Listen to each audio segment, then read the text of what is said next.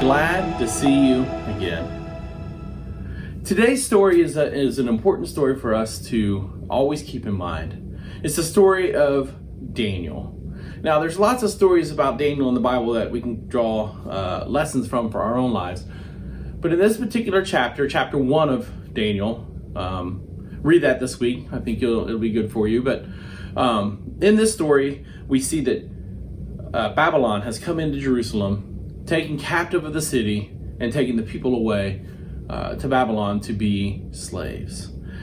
Now, that seems bad enough. However, what the king wants to do is take some of the best young men that Israel has to offer and turn them into Babylonians. He wants to teach them their language. He wants to teach them their system of how they worship other gods and change who they are.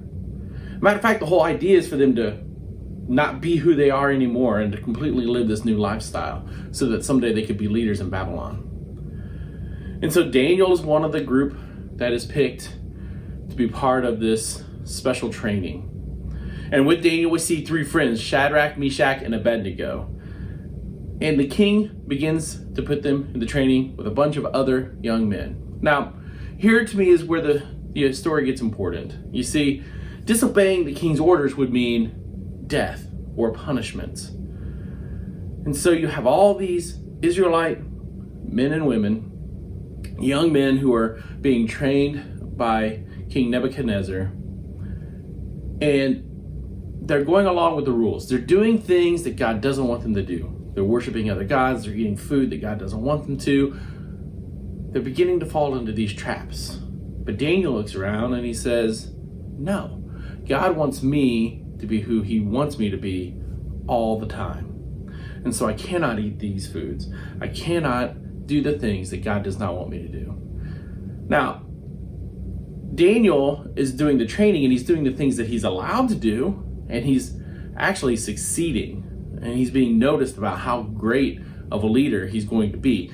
However, Daniel refuses to do anything that would go against God. And this begins to draw negative attention.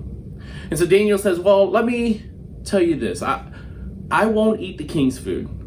And that's a punishment that he could receive for not doing that. He said, instead, feed me a special diet of vegetables and water. Do it for 10 days, and at the end of the 10 days, if I look worse than the other candidates, fine. I'll go back and I'll eat the food that you want me to eat. But at the end of those 10 days, if I look healthier and cleaner and just feel better, then please let me continue this diet. And so at the end of the period of time, that's exactly what happens. Daniel looks better and healthier than all the rest. Now, in this, it's important for us to understand that Daniel lived the way God wanted him to live, regardless of what was going on around him, even when it was hard. And that's really a tough thing to do, but Daniel also had support system in Shadrach, Meshach, and Abednego with him. And that's important for us too. Because you see, in our life, we're constantly in places where people maybe don't act the way God would want us to act. And it would be easy for us not to act that way, especially since our parents aren't there, we don't have any friends there.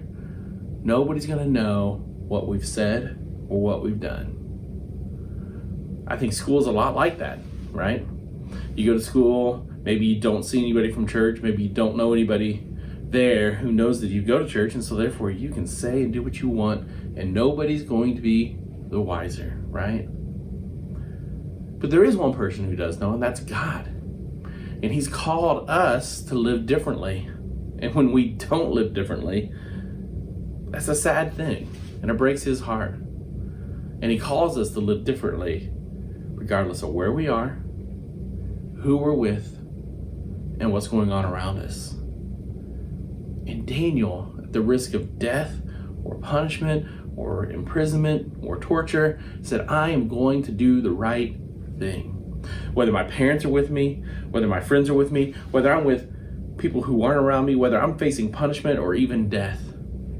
And it's not just this story. If you continue to read through the book of Daniel, you'll see more and more times where Daniel stands and says, no, I'm not doing that because God doesn't want me to. I'm going to do what God wants me to do. And so that's my challenge for you guys this week.